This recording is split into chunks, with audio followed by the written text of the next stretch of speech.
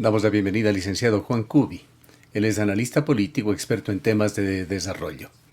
Licenciado Cubi, la crisis del país nos afecta a todos. Aquellos que puedan creer que el problema está focalizado en provincias con mayor violencia en el país se equivocan, pues hay costos que todos los ecuatorianos los empezamos ya a pagar. Algunos impuestos ha activado el gobierno y se viene un impuesto considerado como muy regresivo, el del IVA, con una propuesta de elevarlo del 12 al 15%.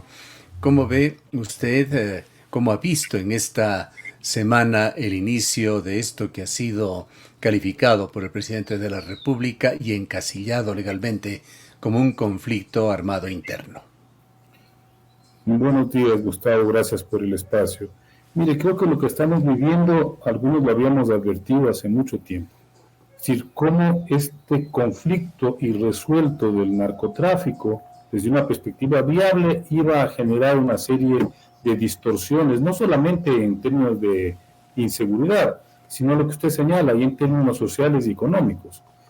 El gobierno prácticamente ha declarado un estado de guerra, porque eso es lo que ha dicho, ¿no? Un conflicto armado interno es prácticamente una acción militar de guerra contra las bandas criminales. Pero paralelamente está tomando una serie de medidas que podrían configurar lo que es su verdadero proyecto de gobierno.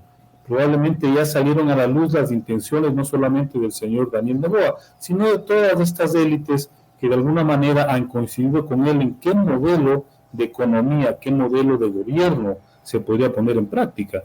Entonces, usted ha señalado solamente estas medidas, ¿no? Entre las que me parece la más dura es lo del IVA, ¿no? Subirle 3 puntos al IVA, ¿no?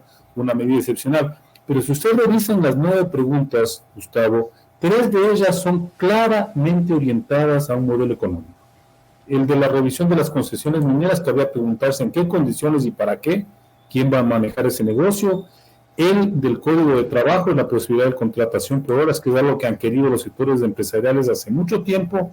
Y el tercero, se me fue la tercera, lo del arbitraje internacional. Es decir, cómo facilitar que las empresas vengan, inviertan y prácticamente el Estado renuncie a la jurisdicción en términos de protección de ciertos derechos concretos. Entonces usted ya tiene ahí más o menos un plan más coherente sobre lo que podría eventualmente venirse en los próximos años, no meses. Ahora, siempre, como usted señala, se está generando un escenario con cierta bruma, en lo cual no se sabe qué responde realmente a la urgencia, a la situación de excepción y qué responde a una política de gobierno. ¿Cómo cree que se va a ir despejando esa bruma? Y también queda por allí el qué hacer para enfrentar a este enemigo que es visible, que se lo estima incluso numéricamente en cifras muy altas los integrantes de esas bandas delincuenciales. Gustavo, usted me conoce, yo no soy muy inclinado a estas teorías de las conspiraciones, donde aparentemente todo venía planificado, no. Yo creo que a veces muchas situaciones se presentan y lo que en derecho se llama el crimen de oportunidad se da en la política. Por ejemplo, usted aprovecha una situación de conmoción, en muchos casos conmoción producida por efectos naturales, como el terremoto de Manabí, y en ese momento los grupos de poder, los gobiernos, los sectores políticos aprovechan la situación para sacar algún tipo de ventaja. Creo que eso es lo que está ocurriendo en este momento. Es decir, lo del crimen organizado ya era un fenómeno en lo que se venía agravando desde hace mucho tiempo. Lo de las cárceles tiene, si no me equivoco, unos 4 años desde las primeras masacres. Pero previamente ya había todo el caso, se acuerda de las avionetas, de las plantaciones, lo de Angostura, etc. Ya hay todo un escenario previo. Claro, lo que hace el gobierno en este momento es aprovechar esa situación y tomar una serie de medidas. Se utiliza un poco la situación de emergencia en inseguridad para complementar con otras decisiones. Entonces, el tema que hay que preguntarse, Gustavo, es si realmente tiene coherencia, tiene fundamento esta declaratoria de una guerra interna. Eso podríamos conversar, porque lo que yo estoy viendo, Gustavo, es que hay muchas imprecisiones. No se entiende muy bien cómo se va a manejar esto del conflicto interno. Escuchaba a muchos juristas, dicen que desde el plano de vista jurídico hay una serie de inconsistencias. Podríamos decir que el Ecuador, a nivel global, va a convertirse en pionero, inaugurar una nueva figura de la guerra, que es una guerra contra bandas criminales, que eso es una cosa que personalmente nunca había escuchado, porque a las bandas criminales usted las combate desde otras lógicas. Se me viene a la cabeza así brevemente, usted recuerda el caso de los Intocables, ¿no?, que es célebre en los Estados Unidos. Se crea una unidad especial para combatir el crimen organizado en los Estados Unidos desde una perspectiva policial y judicial.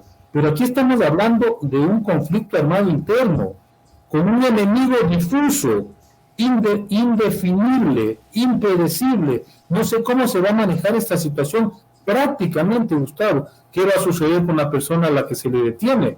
He escuchado a algunos que dicen que si es un combatiente, tiene que ser tratado dentro de los códigos militares de la guerra, que si es un delincuente, tiene que entrar a someterse al código penal. Sí, todas estas imprecisiones y ambigüedades nos van a generar muchos problemas, Gustavo. Bueno, hay experiencias que no dejan de ser referentes, como la de México durante el gobierno de Felipe Calderón, que declaró también una guerra al narcotráfico, o la Colombia de Uvire. Sí, pero no, yo de lo que entiendo, ahí se ejerció una ofensiva que ya estaba más o menos estructurada de asignar un rol a las Fuerzas Armadas, pero que yo sepa, nunca se declaró un conflicto interno, porque eso ya son palabras mayores. O sea, cuando usted habla de un conflicto armado interno, está hablando de un enemigo, y un enemigo más o menos definido. Y yo lo que quisiera saber es cómo se va a manejar en la práctica. Yo no es que estoy cuestionando la necesidad de que el Estado tome medidas duras, eficientes y concretas frente al tema de la inseguridad. No se puede vivir en esas condiciones. Pero el tema es que si esta declaratoria de guerra realmente tiene una vía o una ruta de salida al conflicto, al problema. Esas son mis dudas, Gustavo. Que ha declarado también esta situación, además de conflicto armado interno, objetivos militares a 22 bandas organizadas que se las ubica en el país, que de acuerdo con expertos, entre ellos Fernando Carrión, Paco Moncayo, estiman que podrían llegar a unos 50,000 integrantes. Bueno, eso es una cifra demencial, Gustavo. Estaba escuchándole a un experto que hablaba de que el pie de fuerza de las Fuerzas Armadas de 36,000 hombres y la policía 60,000. Partamos de que la cifra no es 50,000, hablemos de 25, 30,000, que es otra de las cifras que he escuchado, pero igual, ¿cómo se va a lograr combatir a unas estructuras que ni siquiera tienen una ubicación o una identificación clara, que además se reproducen y tienen unas lógicas de funcionamiento absolutamente informal? No son estructuras sólidas, consolidadas, ¿no? Si usted plantea, Fernando Carrión habla de 24 grupos, de estos grupos de delincuencia organizada, pero si usted revisa la historia, Gustavo, se da cuenta que hace 10 o 15 años existía una banda de ese calibre, ahora tenemos 22. ¿Por qué? Porque ellos funcionan desde una lógica del negocio ilícito, de la violencia. Se separan, se dividen, se pelean entre ellos, se tratan de juntarse para objetivos concretos, buscan supuestamente hacer algunos acuerdos de paz, matan a uno de los líderes y esa banda se desestructura o cambia de lógica. O sea, no es un enemigo como un ejército, como una guerrilla, que usted puede definir, bueno, cómo vamos a asumir esa confrontación. Eso es lo que me preocupa. No sé si es que guerra y conflicto armado interno sea la definición más adecuada para el momento que vivimos.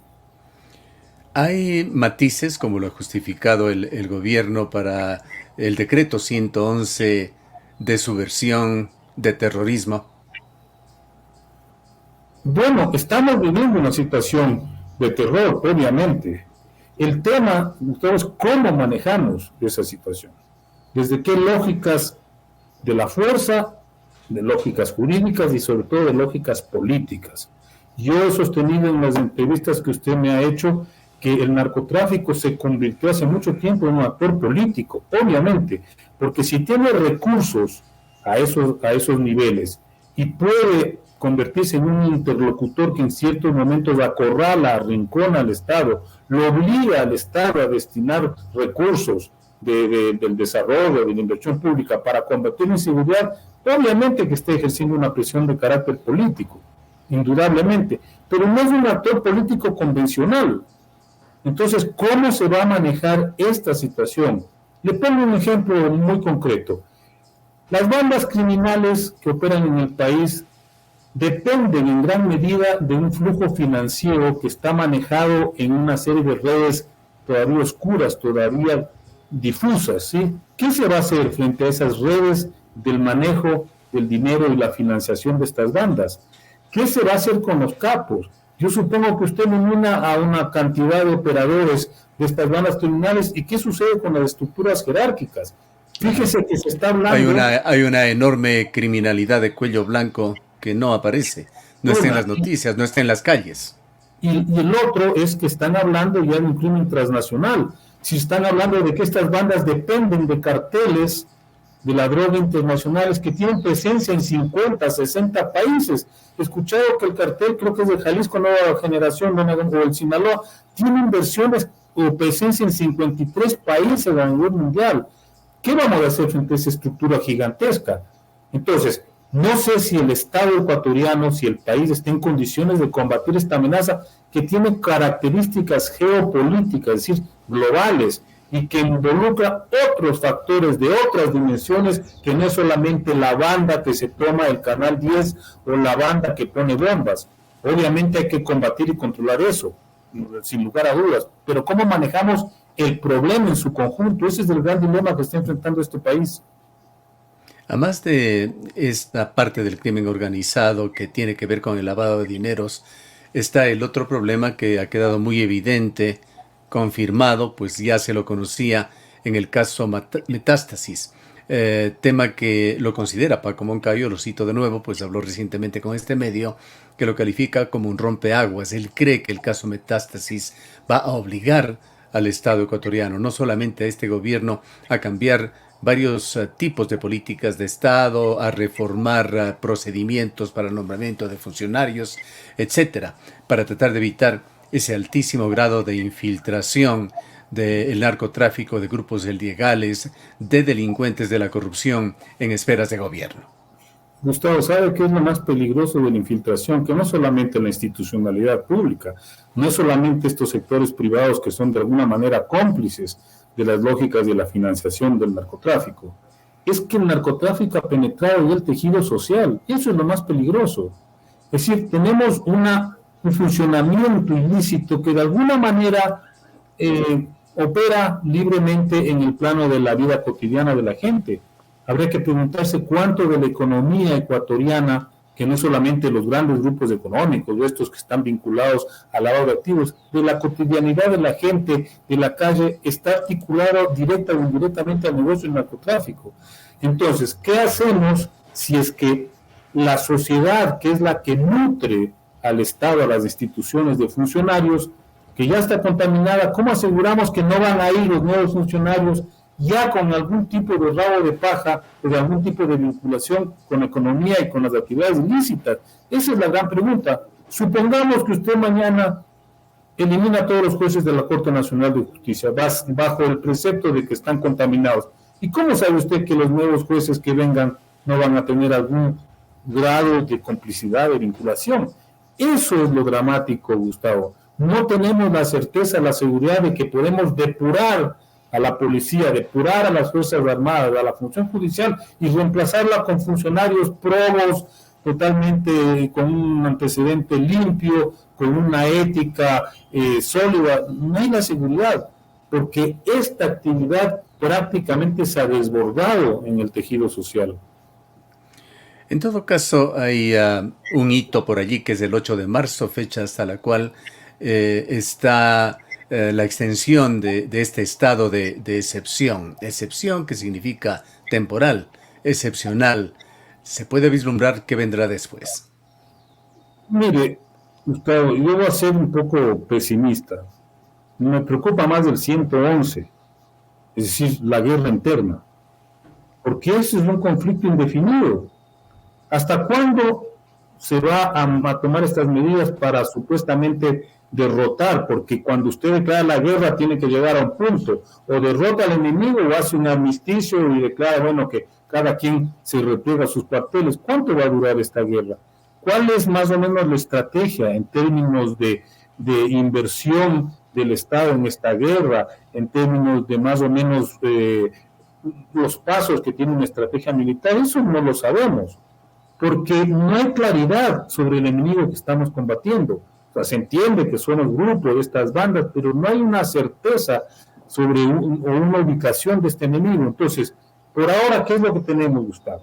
Una decisión de corte militar, sí, obviamente, la guerra, el narcotráfico, pero paralelamente tenemos ya una serie de medidas de guerra, de economía de guerra, porque lo que usted señalaba al inicio, estos nuevos tributos son parte de una economía de guerra. Pero ¿hasta cuándo va a durar esto? ¿Cuál va a ser el costo? ¿Cuál es la factura que van a pagar ciertos grupos de poder?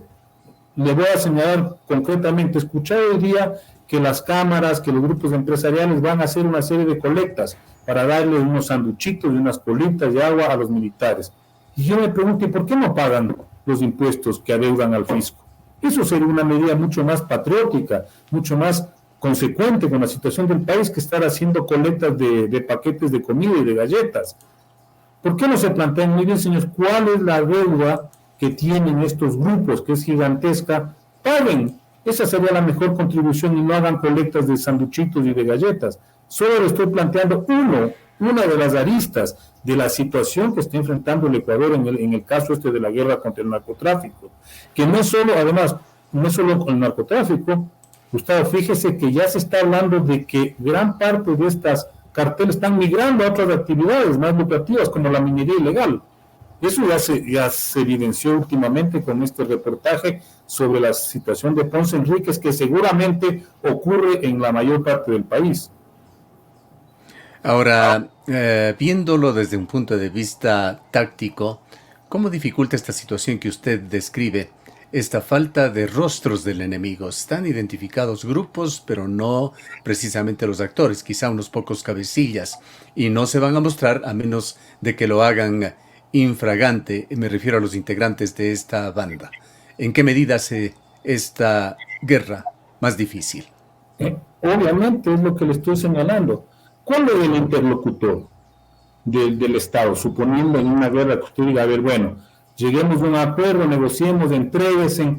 ¿Quién es el interlocutor que va a decir, a ver, señores, aquí estamos un X número de miembros de esta banda y por lo tanto vamos a negociar una rendición, nos vamos presos, lo que sea, cualquier tipo de condición? ¿Con quién lo va a hacer?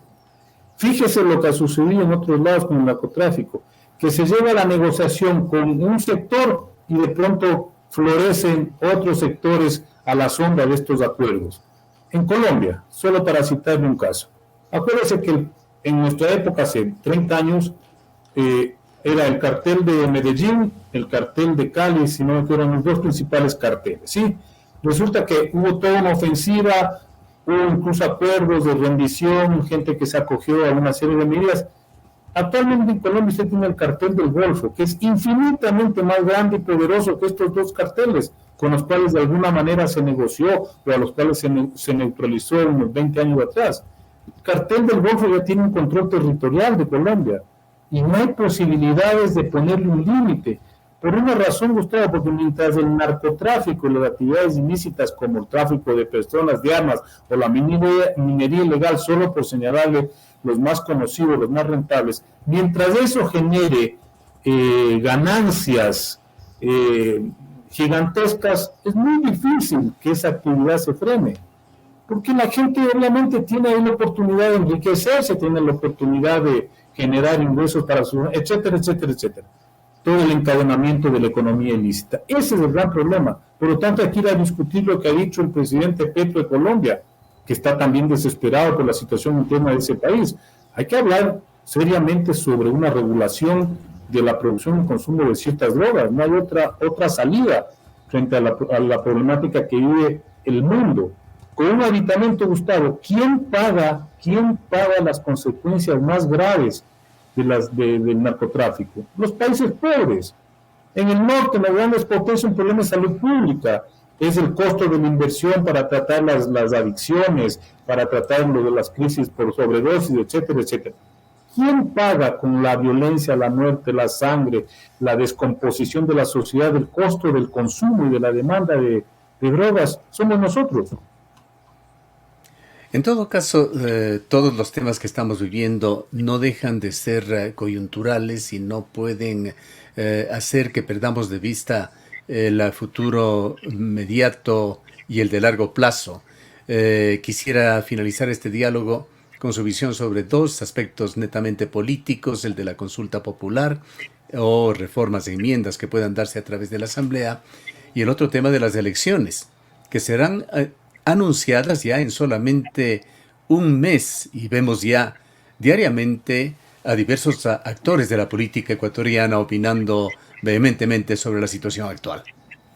Gustavo, lamentablemente cuando usted tiene una situación tan crítica como la que vive el país, el largo plazo o el mediano plazo dejan de existir.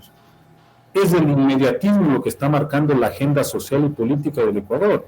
Solo le pregunto, el día lunes nos inauguramos con un estado de excepción, al poco a las 9 preguntas, al día siguiente estado de guerra.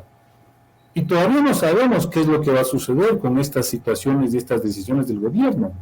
Mi pregunta es, ¿habrá cómo hacer un proceso electoral regular? ¿Habrá cómo plantearse, por ejemplo, desde la economía de la gente, una mínima actividad que se sostenga en el tiempo, en el mediano o largo plazo, para poder asegurar, por ejemplo, una estabilidad económica? Estoy hablando de las familias, todas las familias que están huyendo, que están migrando. Entonces estamos en una situación de difícil pronóstico. Por lo tanto, claro, habrá que preguntarse, ¿se va a hacer la consulta? ¿En qué condiciones? ¿Para qué va a servir esa consulta? ¿Qué sentido tiene hacer una serie de preguntas, ¿sí?, al pueblo? Si ya a nivel de la Asamblea el pacto está funcionando para la aprobación de estas leyes, usted acaba de señalar, que probablemente sean mucho más impactantes que las mismas preguntas que quiere consultar el gobierno. De manera que yo, Gustavo, no es que quiero evaluar el bulto, pero yo a momentos me siento un poco incapaz de hacer algún tipo de predicción, de pronóstico sobre lo que pueden venir en los próximos meses, porque la situación es extremadamente volátil. Situación indescifrable que sigue abonando el riesgo país y golpeando a la economía. Exactamente, estamos en un vértigo político, social, etcétera. Así es, Gustavo. Bien, muchas gracias por habernos acompañado. A usted como siempre. Declaraciones del licenciado Juan Cubi, experto en temas de desarrollo.